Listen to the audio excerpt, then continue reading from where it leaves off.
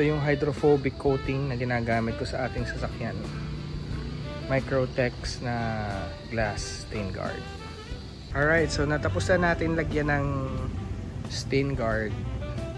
Oop! Oop! Ang ating windshield. So as per instruction na paglalagay nito, no, small area muna, circular overlapping each other. Tapos after ma-fill yung space, vertical na naman na strokes. Pagka tapos ng 15 to 20 minutes, pwede na natin i-buff gamit ang microfiber.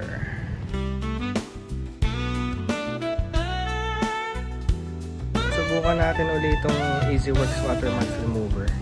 Ginamit ko to before sa aming Avanza nga ba yun, sa VS.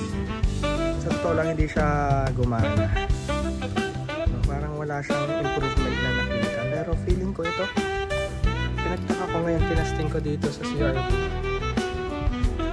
Natanggal yung watermark. So siguro may mga certain degrees or certain severity or level ng watermark.